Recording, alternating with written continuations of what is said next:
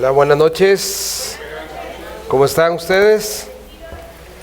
Bendecidos, amén, gracias a Dios. Qué bendición poder tener un día más de vida, un día más donde podemos mirarnos aquí en la casa del Señor y buscar el consejo de su palabra. Queremos darles muchas gracias. Estos días han sido muy refrescantes para nosotros como familia. A veces la seguidilla del ministerio es muy agobiante, ¿sí? No para uno, la verdad, y más en nuestra responsabilidad es muy demandante, y poder llegar a un lugar donde puedes tener como un poquito de quietud y que te mimen y te consientan no es tan normal, la verdad. Siempre somos nosotros los que estamos viendo a ver cómo ayudar o atender a los demás. Y la verdad que muchas gracias. Yo sé que no ha terminado la semana, todavía faltan un par de días, falta mañana, falta domingo, pero nos sentimos en casa, la verdad, muy a gusto, muy bienvenidos, muy amados, muy apreciados, así que muchas gracias. Vamos a lo más importante, ¿les parece? Colosenses, acompáñeme a Colosenses. ¿Viene listo, preparado? ¿Sí? ¿Viene con su corazón dispuesto, con su mente abierta y con la palabra de Dios en su mano para escuchar el consejo de Dios en esta noche? ¿Sí? Vaya a Colosenses capítulo 4 y ya vamos a entrar en el tema que en esta noche vamos a meditar. Hemos estado durante 2 días ya juntos edificándonos, instruyéndonos, desafiándonos, exhortándonos de parte del Señor con su palabra. Hoy yo quisiera empezar como a desafiarnos como iglesia del Señor un poquito. ¿Alguna vez se ha hecho esta pregunta? Quiero servir a Dios, pero no sé ni cómo ni dónde. ¿Alguna vez se le hizo esa pregunta? Señor, yo quiero realmente hacer algo para ti. Señor, yo sé que tú me has perdonado y tú me amas y tu gracia me ha limpiado y yo sé que tú has sido bueno conmigo y eres bueno conmigo. Y yo quiero, Señor, hacer algo para ti, pero ¿cómo o dónde? Bueno, en esta noche, mi querido, consideremos, pensemos, meditemos en algunos elementos importantes de lo que Colosenses nos va a enseñar en esta noche. Quiero aclarar algo y ponerlo sobre la mesa para comenzar a meditar lo que vamos a hablar en esta noche. Cada uno de nosotros tiene una función dentro del plan de Dios. Cada uno. No todos somos llamados a ser pastores, no todos somos llamados a ser misioneros, pero sí todos somos llamados a servir al Señor. Desde la perspectiva, desde la plataforma que Dios determine para cada uno de nosotros.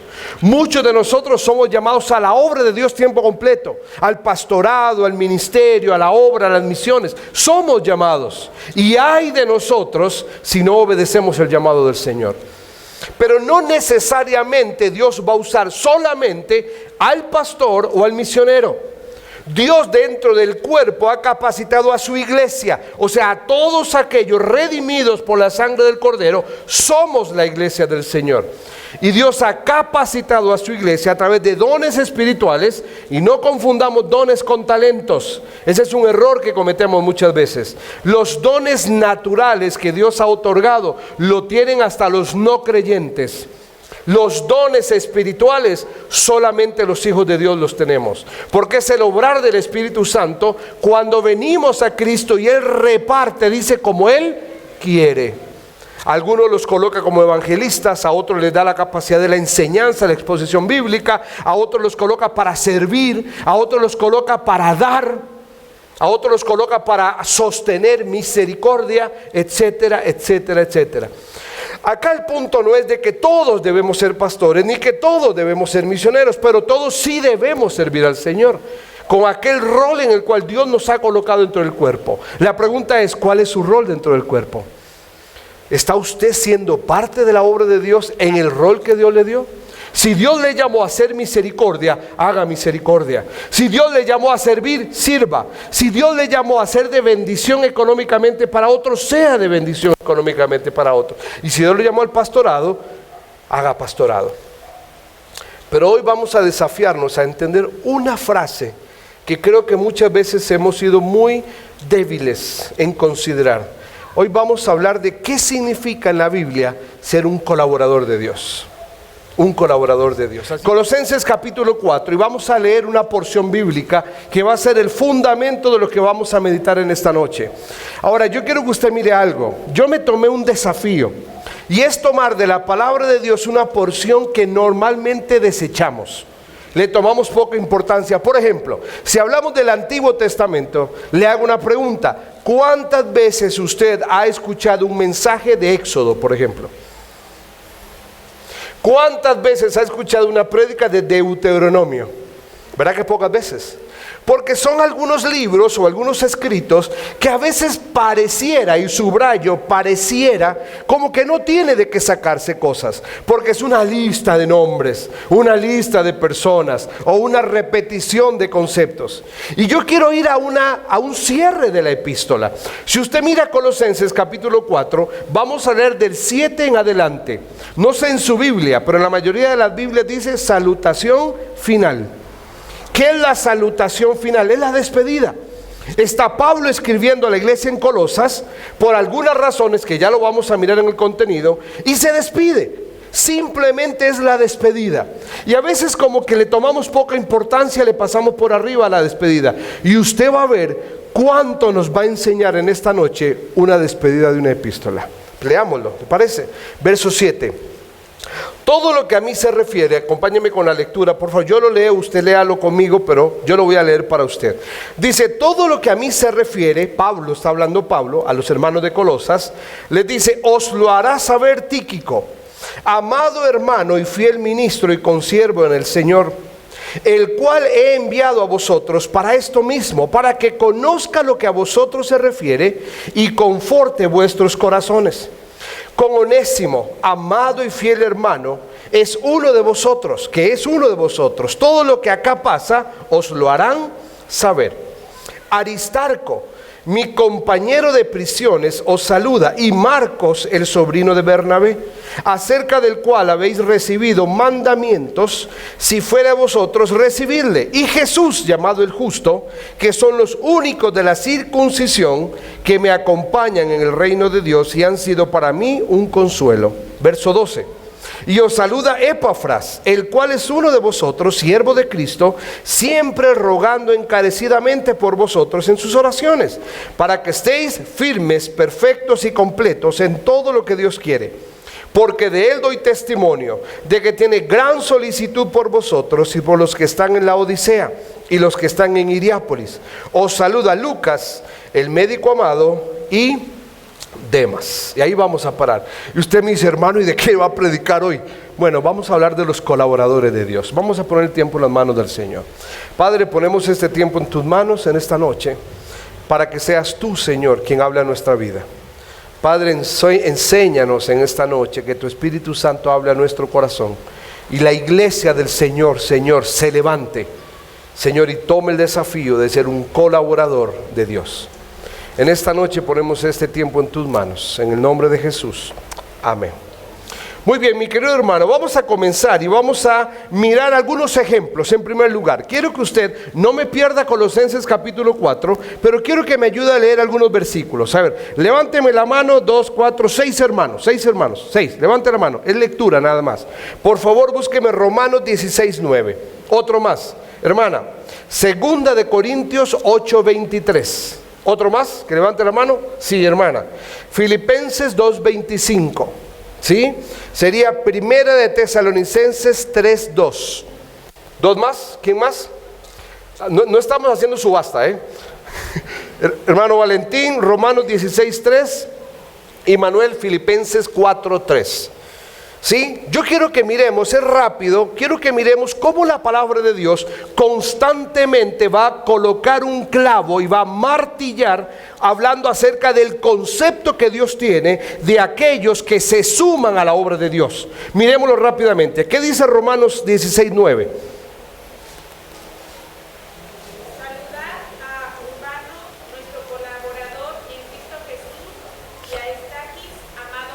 A Urbano lo llamó nuestro colaborador. ¿Quién tiene 2 de Corintios 8:23? Hermana, adelante, por favor. 8:23.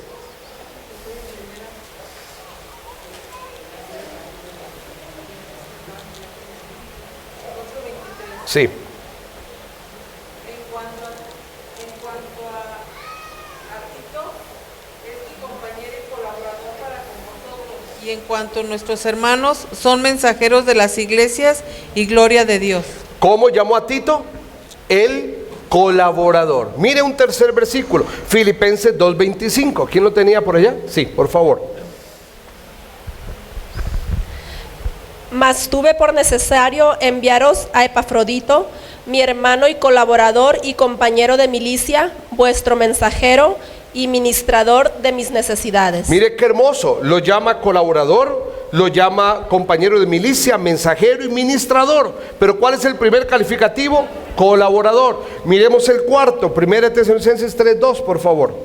Y enviamos a Timoteo, nuestro hermano, servidor de Dios y colaborador nuestro en el Evangelio de Cristo, para confirmaros y exhortaros respecto a vuestra fe. ¿A quién llama colaborador aquí? Al gran Timoteo, el gran hijo espiritual de Pablo, que llegó a ser uno de los pastores más renombrados de la historia de la iglesia primitiva. Miremos el quinto, Romanos 16:3, hermano Valentín, por favor. Saludad a Priscila y Aquila, mis colaboradores en Cristo Jesús. Priscila y Aquila, sus colaboradores. ¿Se acuerda quiénes fueron Priscila y Aquila? Sí. ¿Se acuerdan?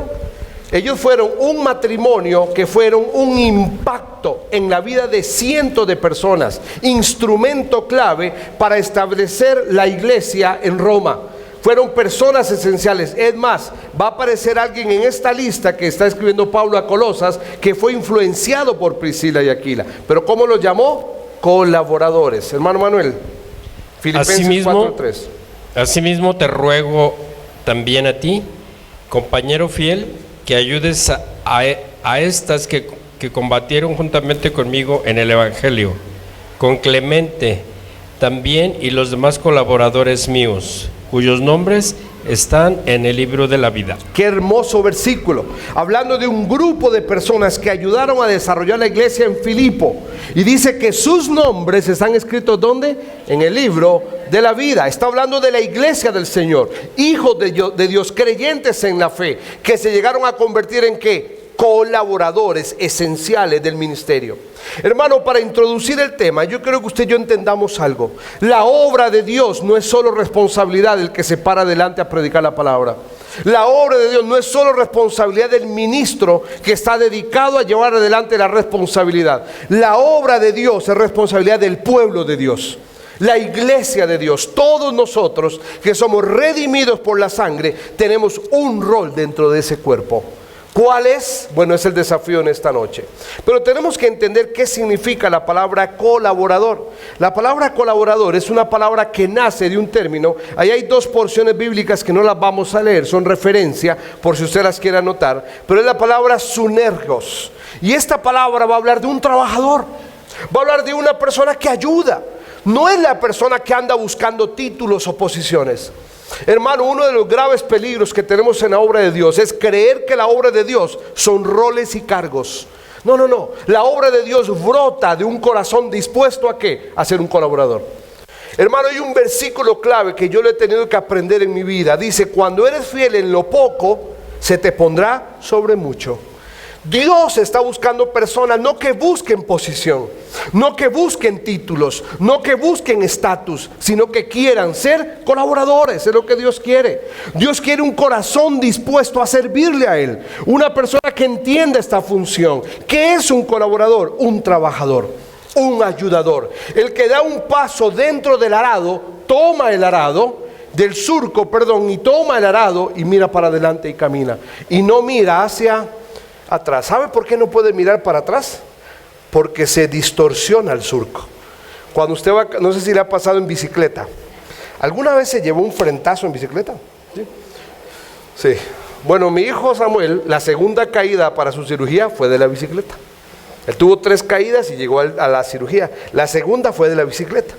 No sé si a usted le pasó, pero alguna vez cuando éramos más niños quizá, o quizá más grandotes, en la bicicleta, y usted hizo así, y solamente se acordó después de que lo levantaron del suelo. Sí, porque se llevó el bombazo. ¿Pero por qué? Porque desviamos la mirada del surco. Desviamos la mirada del surco. y perdimos la brújula. Mi querido hermano, en esta noche vamos a aprender de Colosenses algunas lecciones de lo que es ser un colaborador. Y sabe, Pablo le está escribiendo a esta iglesia en Colosas. No quiero que usted entienda por qué Pablo le está escribiendo a ellos. Pablo estaba enfrentando dos situaciones claves en este escrito a la iglesia en Colosas. Habían dos grupos de personas que querían distorsionar la fe verdadera, la fe genuina. Uno de ellos se conoce como los judaizantes. Eran personas que decían, sí es cierto, debes creer en Cristo. Sí es cierto, Cristo vino para morir por nosotros, pero también debes cumplir el mandato de la ley. Debes circuncidarte, debes guardar el sábado, debes reunir ciertos requisitos de rituales y tradiciones. Mi querido hermano, si nosotros tuviéramos que seguir reuniendo rituales, entonces ¿para qué vino Cristo?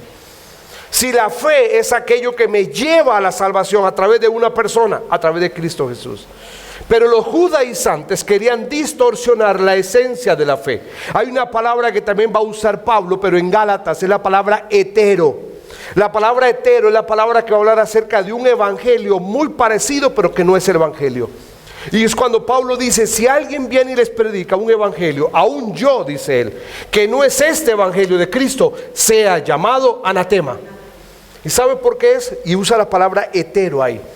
Es cuando usted entiende que Cristo vino, pero Cristo no es suficiente. No, hermano, Cristo es suficiente. Cristo es todo. Solo en Cristo hay perdón y salvación. Yo no necesito nada más que no sea Cristo. Y mi fe tiene que estar depositada solamente en la persona de Jesucristo. Porque solo en Él hay perdón y salvación. Entonces, ¿cuál era la primera lucha que tenía él? Era con los judaizantes. Pero la segunda era con los gnósticos. ¿Saben quiénes eran los gnósticos? Gnosis, nace de la palabra gnosis, conocimiento, mente. Tiene que ver con personas que creen que el conocimiento es lo que los acerca a Dios. Y ellos querían justificar todo a través de conocimiento. ¿Está mal conocer? No. Pero el conocimiento no me lleva a Dios. Es la fe lo que me lleva a Dios, a través de la persona de Cristo. Entonces Pablo, entendiendo todo este contexto, todo este montón de problemas, Pablo va a exaltar a 5 colaboradores suyos. Bueno, en realidad hay más, hay como 9, pero hay 5 de ellos que son extraordinarios en este relato. Miremos el primero. ¿Quiere usted ser un colaborador? Aprendamos de estos hombres. El primero, en la obra de Dios siempre necesitamos colaboradores que estén para animar a otros. Ay, ¿yo qué puedo hacer? ¿Y qué puedo hacer yo en la obra de Dios? Mi querido hermano, hay un gran hombre de Dios aquí en el versículo 7. Vaya conmigo el verso 7. Dice, todo lo que a mí se refiere, os lo hará saber. ¿Quién dice ahí? Tíquico. Mi querido hermano, Tíquico es la figura del colaborador que se dispone a animar a otros, a siempre estar como una plataforma de ánimo y empuje. Mire lo que va a decir de Tíquico en el mismo versículo. Mire el versículo 7. Dice que él es un amado hermano, fiel ministro, consiervo en el Señor. Mire el verso 8, al final, para que conozca lo que a vosotros se refiere. ¿Y cómo termina el versículo? Y conforte vuestros corazones. ¿Sabe que Tíquico es la figura de aquel colaborador que se dispone a ser de ánimo para otros? Ay, hermano, cuánto necesitamos de personas que sean de ánimo, porque la obra de Dios ya tenemos suficientes detractores. En la obra de Dios ya tenemos suficientes que solo buscan el error para dar duro con el látigo, pero no suman para ayudar en nada. Ya no necesitamos más, ya hay suficientes. ¿Sabe qué necesitamos? Gente que sea de ánimo. Gente que venga y diga, sí, metiste la pata, pero vamos adelante. Sí, no salió bien, bueno, te ayudo y lo corregimos. Gente que sea de ánimo, que venga para sumar. Yo le decía ayer, qué difícil es en la obra cuando te traen solo problemas, pero qué bueno que es cuando también te traen soluciones. Hermano, Tíquico es la figura del hombre de confianza de Pablo, que Pablo sabía que a donde él lo enviara a Tíquico, Tíquico iba a lograr algo: confortar el corazón. Y tenemos que entender el concepto. ¿Qué significa confortar? La palabra confortar es la palabra paracaleo, creo que está antes. Es la palabra paracaleo. ¿Y sabe de qué habla? Alguien que se pone al lado. Es la misma raíz de la palabra paracletos. ¿Sabe cuál es la palabra paracletos? Es el Espíritu Santo. La palabra paracletos habla del Espíritu Santo que viene a nuestra vida, ¿para qué? Para redarguirnos, para avisarnos, para instruirnos, para iluminarnos, para guiarnos, etcétera, etcétera, etcétera. Aquí no está hablando del Espíritu Santo, está hablando del Hijo de Dios. Que los hijos de Dios también tenemos para habla acerca de ponerme al lado. ¿Para qué? Caleo, ánimo y empuje, confort, motivar. Hermano, en la obra de Dios necesitamos personas que sean de ánimo, que no solamente estén para buscarle el punto negro a la sábana blanca, sino que si encuentra el punto negro, vaya y traiga un poco de lavandina, de cloro y ayude a quitarlo, que sea de ánimo. Hermano, una de las grandes luchas que vivimos los ministros de Dios, y estoy seguro que mi hermano Agustín, con tantos años en el ministerio, sabe muy bien lo que voy a decir. Los ministros de Dios estamos siempre en el ojo del juicio de la persona, siempre. Cualquier hijo puede hacer lo que sea, romper ventanas, correr, pegar gritos, decir una mala palabra, pero un hijo nuestro se tropieza un día y cae el juicio sobre nosotros. Pareciera como que los ministros de Dios no tenemos derecho a estar cansados. Pareciera como que los hijos de Dios no somos humanos, que también tenemos momentos de desánimo, también tenemos momentos donde hay cosas que duelen, donde también hay momentos donde necesitamos llorar. Hace muchos años yo escuché de un gran hombre de Dios y dijo, el líder, una de las cosas más difíciles de ser un líder es la soledad. Y hoy lo entiendo. Porque hay tantas cosas que yo tengo que llevar en el refugio de mi habitación y solo entre Dios y yo. No las puedo ventilar. Soledad. Y en medio de todo eso, ¿sabe qué lindo que es tener personas que se pongan al lado y te dicen, yo quiero solamente estar para animarte, para apoyarte? Flaquees o estés fuerte, cuenta conmigo. Tíquicos. Necesitamos muchos tíquicos en la obra de Dios. En la iglesia del Señor necesitamos tíquicos, personas que sean para ser de ánimo. Ahora miremos algunos rasgos de este hermano, rapidito. ¿Sabe por qué Tíquico era tan apreciado para Pablo? Mira algunos rasgos. En primer lugar, dice que Tíquico era un hermano amado. ¿Sabe por qué Tíquico era un hermano amado? Porque amaba. Mi hermano, usted y yo nunca podremos cosechar algo que no hemos sembrado primero. Yo a mis hijos tengo un lema que siempre se los digo. Les digo, ¿quieren respeto en la vida? Primero que respeten. ¿Quieren que las personas les amen? Primero, amen. Más bienaventurado es dar que recibir. Primero siembre, mi hermano, primero dé. Y luego va a ver cómo Dios lo bendice. Y no estamos hablando aquí de prosperidad, que quede claro. Estamos hablando de cómo realmente cuando uno siembra amor, cosecha amor. Cuando uno siembra respeto, cosecha respeto. ¿Por qué Tíquico era amado? Porque sembraba amor. Tíquico amaba a las personas. Por eso Pablo sabía que si lo mandaba a la iglesia en Colosa, que estaba viviendo un tiempo difícil, Pablo sabía que la persona idónea para mandar, ¿quién era? Tíquico. ¿Por qué? Porque iba a ir a confortar, porque amaba. Mire el segundo rasgo, un ministro fiel. Mire ahí el versículo 7. En primer lugar dice, amado hermano. En segundo lugar, fiel ministro. ¡Wow! ¡Qué característica más impresionante! ¿Sabe cómo necesitamos en la obra de Dios personas, colaboradores que sean dignos de confianza? Porque son fieles. Alguien en el cual usted puede tapar sus ojos y usted sabe que no le va a jugar una segunda jugada debajo de la mesa. Porque son fieles. Ese era Tíquico. Tíquico era un hombre fiel. ¿Se da cuenta cómo la salutación nos enseña mucho? Pablo no está poniendo a Tíquico en la salutación por casualidad. Lo está poniendo por quién era Tíquico. Este tremendo hombre de Dios. Un hombre que amaba, un hombre que era fiel y un hombre que animaba a los hermanos. Dice que confortaba. ¿Se acuerda? Ay, hermano, ¿cuántos Tíquicos necesitamos en la obra de Dios? Necesitamos Tíquicos. ¿Quiere usted ser un Tíquico? Yo espero que sí. Ahora quiero avanzar porque no quiero estar ahí. Yo podría estar 3 horas hablando de todo esto, pero yo sé que usted no me va a aguantar. Pero yo solo quiero que usted mire, va a pasar un cuadro. Pásalo 2 veces, hermano, por favor. Uno más. Yo quiero que usted mire ese cuadro que va a salir ahí. No me voy a detener a analizarlo por el tiempo, pero a veces nosotros esperamos roles y posiciones, les decía. Mire quién era Tíquico. Tíquico era el hombre de confianza de Pablo, pero solo quiero que miren ese cuadro las cosas que Tíquico hacía.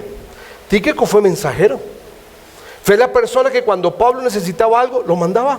Era mensajero, ahí dice. Fue el mensajero para llevar cosas a Éfeso y a Colosas.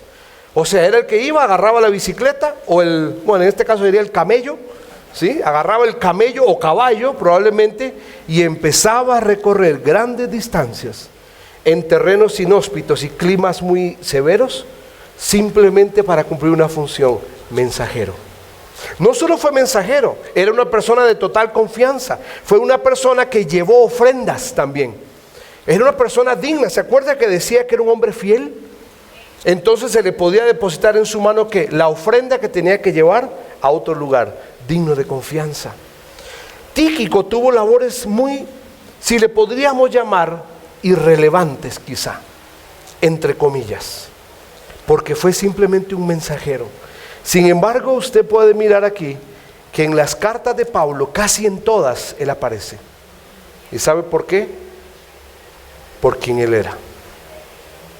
Era el colaborador que estaba para animar a otros.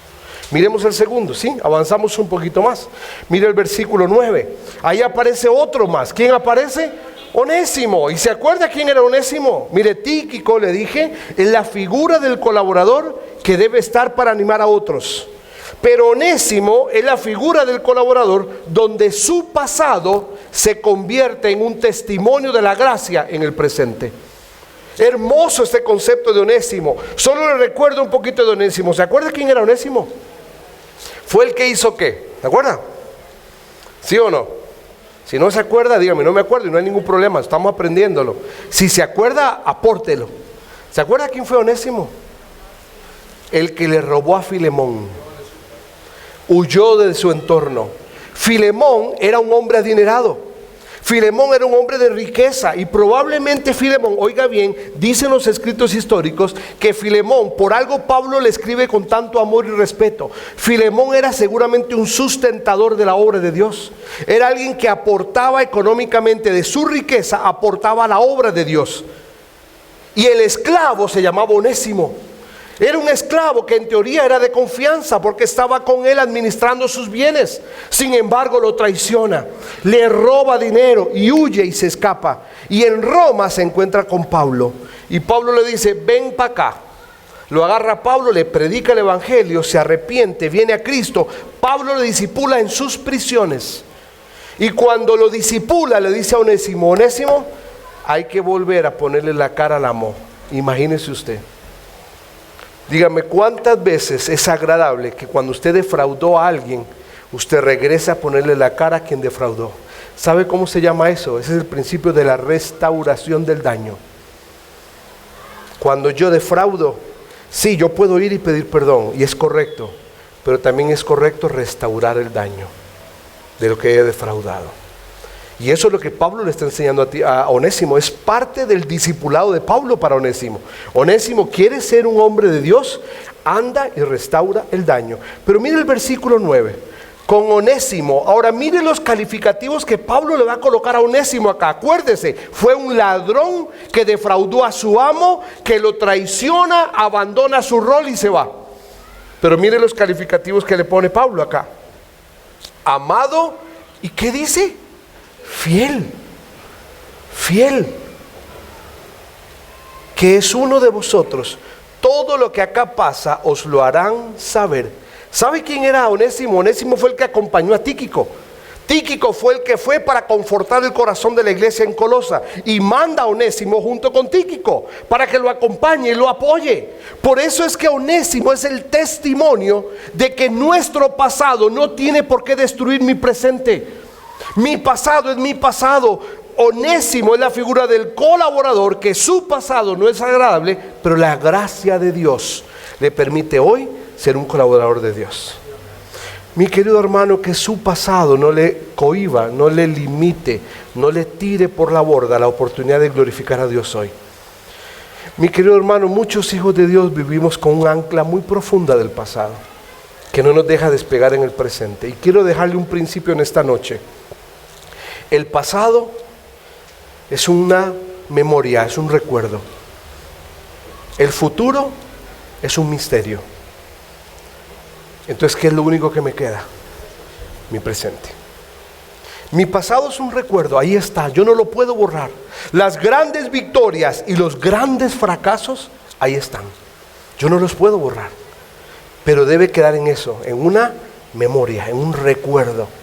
Pero el futuro es un misterio. ¿Sabe usted qué tiene Dios para su vida mañana? No. ¿Puede usted planear? ¿Puede anhelar? Lo cual es correcto. La palabra de Dios dice que debemos planear. Dice que aquel que construye una casa primero se siente y calcula las cosas. Claro que debemos considerar el futuro. Pero el futuro está en manos ¿de quién? Del Señor. Y el Señor puede decirle sí a lo que yo anhelo y le puede decir no a lo que yo anhelo. Entonces el mañana es un misterio. Yo no lo sé si llegará o no llegará. Entonces, ¿qué me queda? Mi presente. Para que la gracia de Dios sea suficiente hoy y que hoy yo pueda glorificar al Señor. ¿Sabe que esa es la figura de Onésimo? La figura de Onésimo es la figura de aquellos cuyo pasado son el testimonio de la gracia de Dios en mi presente. Mi querido hermano, que su pasado no le limite a glorificar a Dios hoy. Los errores del ayer que no sean la tumba de la gracia de Dios en el presente. Amén. Miremos el tercero, miremos el versículo 10. Entonces ya hemos visto dos, Tíquico, ¿y quién fue el segundo? Onésimo. Miremos el tercero, versículo 10. ¿Quién aparece ahí? Aristarco, y realmente es un grupo de tres: Aristarco, Marcos y Jesús. Y mire cómo los llaman, el versículo 10, dice: Aristarco, mi compañero de prisiones, os saluda, y Marcos, el sobrino de Bernabé, acerca del cual habéis recibido mandamientos. Verso 11, y Jesús, llamado el justo. Mire lo que dice, que son los únicos de la circuncisión que me ayudan en el reino de Dios, y han sido para mí, ¿qué dice ahí?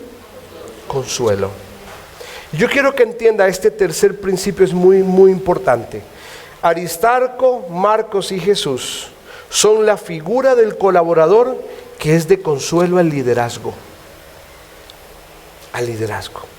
¿Vio que dice ahí al final del versículo 11? Pablo está diciendo que estos tres hombres, para él, ¿qué eran? Verso 11 al final, eran para mí un consuelo. Sabe que esta figura es maravillosa y cada uno de estos hombres tiene una característica muy particular. ¿Sabe qué significa la palabra consuelo? La palabra que aparece ahí, consuelo, no era... La palabra consuelo aquí realmente era un término médico, clínico. La palabra consuelo aquí es la palabra que se usaba en el griego para hablar de bálsamo. ¿Sabe que esta palabra consuelo habla de que estos tres hombres eran un alivio a la aflicción de Pablo? ¡Qué hermoso! Un alivio a la aflicción de Pablo. Era como un bálsamo. Un bálsamo que cuando se le coloca en la herida o en el lugar de aflicción, en el lugar de dolor, ¿qué traía? Alivio. Por eso él los llama, eran mi consuelo. Eran de alivio a mis cargas. Y ellos son la figura de aquel que es de alivio al liderazgo. Ahora yo quiero que de una forma muy rápida miremos cada uno de ellos. Aristarco, ¿cómo lo llama Aristarco? Compañero fiel. ¿Sabe que este Aristarco era un judío macedónico que se había encontrado con Pablo en Tesalónica? Y este hombre Aristarco se había llegado a convertir en uno de los hombres claves para Pablo en sus viajes a Roma. Y Pablo llegó a calificarlo a Aristarco como el compañero fiel. ¿Qué es un compañero fiel? El que cuando hay fiesta está, pero cuando hay sepelio también. El compañero fiel es el que está en las buenas, pero también está en las malas. Esa es la figura de Aristarco. La figura de Aristarco es la persona que siempre estará al lado de aquel donde hay victoria, pero también donde hay lágrimas. Ay, hermano, qué fácil que es tener amigos cuando todo está bien. Qué fácil, usted lo sabe, hay un dicho que dice: quiere amigos, tenga plata. Quédese sin plata, pierde amigos. Aristarco no era ese tipo de amigo. Aristarco era un compañero fiel. estaba con Pablo cuando Pablo predicaba y muchos se convertían, pero también estuvo con Pablo cuando estaba en las prisiones. También estuvo con Pablo cuando recibió laceraciones. También estuvo con Pablo cuando fue escupido y apedreado. También estuvo con Pablo cuando fue perseguido. Aristarco es la figura del compañero fiel, el que es consuelo al liderazgo. Pero mire el segundo, Marcos. ¿Saben quién era este Marcos? A mí me encanta la figura de Marcos. La figura de Marcos es aquel que puede corregir su conducta. Nosotros a veces cometemos el grave error que ante el primer error de alguien lo desechamos, ¿cierto? Le ponemos la X. ¿Sabe quién es este Marcos? Este Marcos era el sobrino de Bernabé, oiga bien, que salió con Pablo y Bernabé en el primer viaje misionero. Pero en medio del primer viaje misionero había mucha presión. Era toda la región alta de la región, ellos salieron desde la región alta de Jerusalén, hicieron toda la región de Galacia y Pablo se enfermó. Gálatas lo va a decir, Pablo se enferma, entonces tuvo que regresar. Pero en medio de eso ellos van a enfrentar opresión. ¿Y sabe qué hizo Marcos? Los abandonó en su primer viaje misionero. Marcos iba con ellos y dijo, no, yo no aguanto esto. Ante la primer presión que hizo Marcos, tiró la toalla. Pero él regresa de nuevo a Antioquía, que era su punto de operación, y cuando regresan Pablo y Bernabé, Marcos se le acerca a Bernabé y le dice, tío, era el sobrino, le dice, perdón, dame otra oportunidad. Y Marcos vuelve a salir con ellos en el segundo viaje misionero. Y desde ese día, Marcos se convirtió en uno de los pioneros que acompañó a Pablo en sus viajes misioneros. Tanto así que este Marcos es el escritor del Evangelio de Marcos, el que usted y yo estudiamos ayer. La gran oportunidad de ser alguien que endereza su conducta. ¿Se equivocó? Sí, se equivocó. ¿Abandonó? Sí, abandonó. ¿Fue infiel? Sí, fue infiel. ¿Pero qué hizo? Se arrepintió y corrigió. Y luego Dios lo tomó y lo usó para su gloria. Y mire el último, Justo. ¿Sabe quién es Justo? Justo es la figura del que deja la religión para seguir al Dios vivo y verdadero. El Justo que aparece aquí era un judío. Este era un hombre judío creyente de la ley judía, pero cuando conoció a Cristo dejó la ley judía de lado y siguió a Cristo. Mire que lo va a decir allí en el versículo. Dice, y Jesús, verso 11, este no es Jesucristo, Este es Jesús, un discípulo llamado Jesús. Dice, y Jesús llamado el Justo, que son los únicos de la circuncisión. Era judío, de trasfondo judío. Dice, que me ayuda en el reino y que para mí ese es un consuelo. Mi querido hermano, estos tres hombres son la figura de los colaboradores que son de consuelo al liderazgo.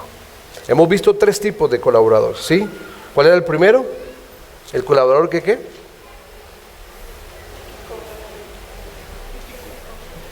Tíquico, el que es de ánimo para otros. El colaborador que quiere ser de ánimo. ¿El segundo cuál era? Onésimo. El colaborador cuyo pasado es la evidencia de la gracia de Dios en él presente, que su pasado no lo elimina. Y estos tres hombres que acabamos de ver son los colaboradores que son de consuelo. ¿A quién? Al liderazgo. Al liderazgo. Mi querido hermano, es difícil ser líder, es difícil. Es difícil estar al frente de la obra. Sea de consuelo y sea de ánimo al liderazgo. Miremos el cuarto y quinto y terminamos. Vamos al versículo 12, por favor. Y ahí va a aparecer Epafras. ¿Sabes quién era Epafras? Epafras es el fundador de la iglesia en Colosas. Epafras fue el hombre que Dios usó para establecer la iglesia en Colosas. Y él ministró por cierto tiempo en la iglesia de Colosas. Epafras es la figura, oiga bien, del colaborador que dobla rodillas. Hermano, ¿cuánto necesitamos nosotros en la obra de Dios? Intercesores en oración. Personas que doblan rodillas y oran por nosotros. Y dice que Epafras, versículo 12, mire por favor, dice, os saluda Epafras, el cual es uno de vosotros. Seguramente estaba Pablo ahí escribiendo la epístola a la iglesia en Colosas. ¿Y a quién tenía ahí a un ladito? A Epafras. Y cuando Pablo lo ve, Epafras le dice, salúdame a la gente de Colosas. Pero mire lo que Pablo va a decir que lo vio a Epafras haciendo. Mire, verso 12. El cual es uno de vosotros, siervo de Cristo, siempre rogando encarecidamente por vosotros, en vuestras oraciones, para que estéis firmes. 3 motivos de oración pedía Epafras: que estuvieran firmes, perfectos y completos. ¿Sabe que esos 3 términos hablan de ser maduros?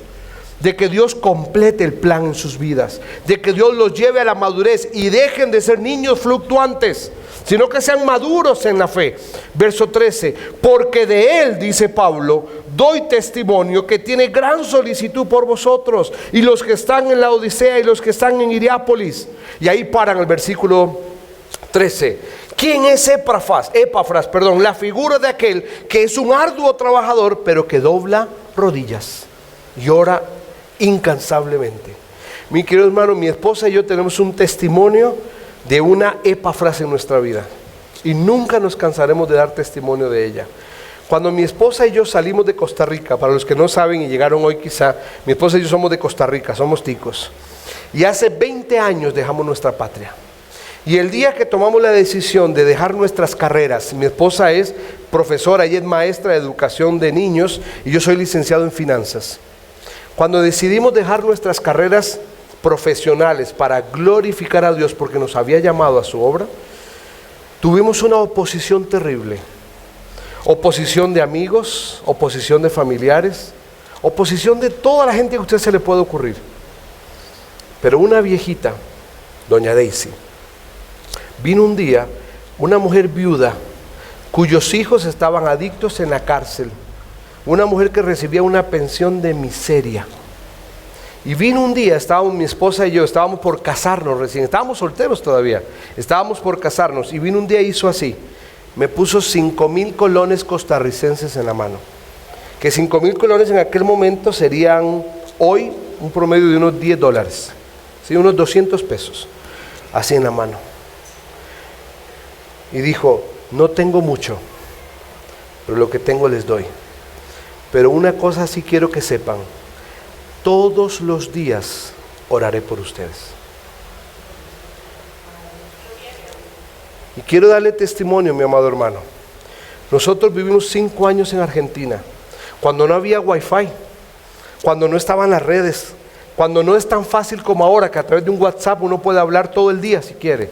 No. Nosotros llamábamos a nuestra familia una vez al mes, por cobrar 10 minutos. Esa era toda nuestra comunicación con la familia. O sea, nuestra familia sabía de nosotros una vez al mes cómo estábamos.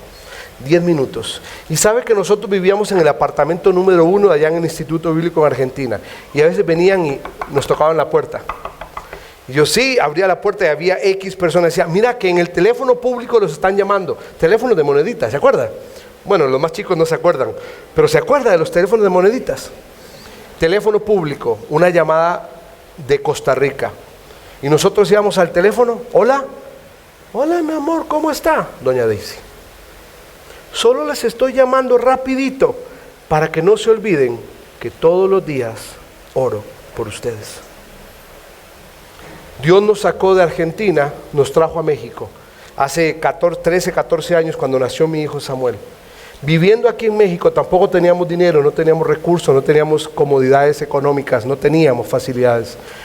Pero muchas veces sonaba el teléfono de las oficinas de Palabra de Vida ahí en Bernal y era doña Daisy. No se olviden que todos los días oro por ustedes. Cuando Dios nos daba la oportunidad de ir a Costa Rica a ver la familia, ir y saludar, y siempre, mi suegro es pastor, por si no lo saben, el papá de mi esposa es pastor en Costa Rica. Entonces siempre que voy me exprime, ¿sí? Me pone conferencias, capacitación de líder, me pone de todo. O sea, yo voy de vacaciones, vamos de vacaciones y nos exprime. Y siempre cuando íbamos, y ella estaba, porque ya murió ella, ya partió con el Señor, siempre, ya viejita, no podía ni caminar con su bastoncito, venía, nos abrazaba, y tenía una costumbre conmigo, se las digo, me pellizcaba una nalga. Siempre, ¿verdad? Y mi esposa nunca se puso celosa. De la única mujer que nunca se puso celosa, que invadiera terrenos privados. Siempre venía y nos daba un beso y nos abrazaba y ¡pum!, me pellizcaba, ¡pum!, me hacía así. Y me decía, los amo. Todos los días oro por ustedes. Hermano, yo le puedo decir algo. Y a veces cuando cuento esto lloro, porque son cosas que dejan una huella muy profunda en nuestra vida. Todo lo que hoy somos para el Señor, Todo lo que hoy hacemos para el Señor, viajar, dar conferencias, dirigir un ministerio, predicarle a miles de personas, todo, yo le aseguro que una gran parte de eso son las rodillas de doña Daisy. Son las rodillas de ella. Cuando pasábamos momentos apretados económicos, mi esposa y yo sabemos lo que es doblar rodillas para orar a Dios por una medicina para la fiebre para nuestros hijos, porque no teníamos para comprarla. Y orábamos, Señor, permítenos comprar un paracetamol, porque no podíamos comprarlo. Sonaba la puerta o algo pasaba y estaba el paracetamol. Nosotros sabemos lo que es vivir así. Sabemos lo que es doblar rodillas por una pasta de dientes. Lo sabemos. Somos misioneros. Pero yo le aseguro que muchas de esas tocadas de puerta donde venía la provisión de Dios, le aseguro que mucho era doña Daisy orando. Y tenemos una experiencia donde un día ella se levantó sintiéndose mal, llamó a mi suegro, inclusive mi suegro nos contactó a nosotros porque decía, algo está pasando y yo necesito orar por ellos. Y sí, estábamos viviendo un momento de aflicción nosotros como familia, en un contexto de aflicción. Siempre había un Epafras en nuestra vida. Mi querido hermano, esta iglesia necesita Epafras, personas que doblen rodillas. Quizá usted está limitado físicamente, quizá está limitado por sus horarios, pero no está limitado para ir delante del trono de la gracia. ¿Se acuerda ayer? El Señor siempre tendrá espacio en su agenda para atenderle a usted. Veamos el último y terminamos, verso 14, y ahí cerramos en esta noche. Los colaboradores de Dios, características de ellos. Lamentablemente, en el relato de los colaboradores también aparece un colaborador negativo. Verso 14, os saluda Lucas, el médico amado, y Demas. Sabe que esta es la parte triste de lo que es considerar los colaboradores de Dios, que habrá muchos que serán consuelo al liderazgo, habrá muchos que quizá podrán ser de ánimo, habrá muchos que doblarán rodillas fervientemente por el clamor del pueblo, pero también habrán otros que abandonarán con vergüenza lo que Dios les está colocando como privilegio en su vida. ¿Qué pasó con Demas? ¿Se acuerda? Por tiempo no lo vamos a hacer, aunque creo que está ahí en la pantalla. Si usted va al relato de Demas en otras porciones de la Escritura, usted y yo vamos a encontrar en 2 de Timoteo, capítulo 4, versículo 10, donde Timoteo le dice que, Pablo le dice a Timoteo que Demas ya no está. ¿Por qué? Porque amó más a este mundo y decidió irse detrás de los placeres del mundo. Y abandonó el privilegio de glorificar a Dios. Mi hermano, en esta noche mi desafío es que usted y yo como hijos de Dios tomemos la decisión de ser un colaborador de Dios. Acá, en el lugar en el cual Dios lo tiene.